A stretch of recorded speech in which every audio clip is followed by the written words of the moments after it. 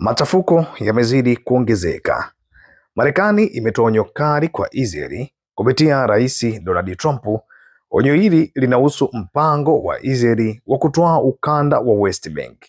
Hili linakuja wakati waziri wa mambo ya nje wa Marekani ndugu Marco Rubio akijaribu kuweka imani katika usitishaji vita dhaifu wa Gaza unaoungwa mkono na Washington.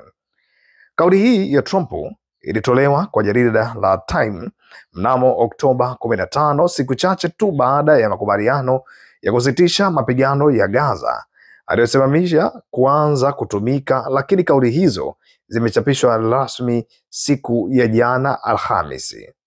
Alipoulizwa kuhusu miito nchini Israeli ya kutoa West Bank, eneo lililokaliwa na Israeli tangu mwaka 1967, Trump alitoa kauli isiyopindika.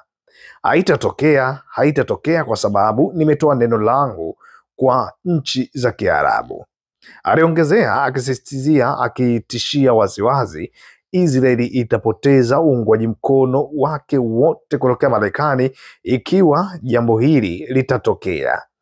Hii ni onyo zito sana, kwani Marekani inabakia kuwa mshirika muhimu zaidi na kijeshi na kidiplomasia wa Israeli. Kituko cha kipuuzi, lawama za makamu wa rais. Wakati Trump akitoa tishio hilo, wabunge wa Israeli walikuwa wakiendeleza miswada miwili ya kufungua njia ya kutoa West Bank. Hii ilizua hasira ya makamu wa rais wa Marekani, yani JD Vance, ambaye alikuwa nchini Israeli wakati huo. Kama lilikuwa ni kituko cha kisiasa, basi kilikuwa ni kituko cha kisiasa cha kipuuzi sana, na mimi binafsi nakichukulia kama tusi kwangu.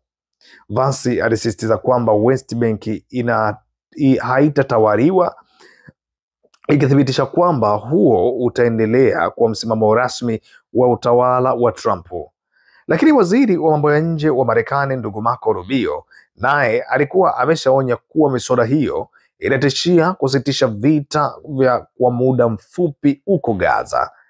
Lakini nchi za Kiarabu na Kiislamu zikiwemo Saudi Arabia, Jordan na Uturuki, ambazo Marekani inazihitaji kwa ajili ya kutoa fedha na askari wa kulinda amani Gaza, zinataja hatua za utoaji kuwa mstari mwekundu. Walitoa taarifa ya pamoja wakishutumu waziwazi kura ya bunge la Israeli. Hata hivyo, baada ya kukutana na waziri mkuu Benjamin Netanyahu, Rubio alionyesha matumaini, tunajisikia kujiamini na chanya kuhusu maendeleo yanayofanywa.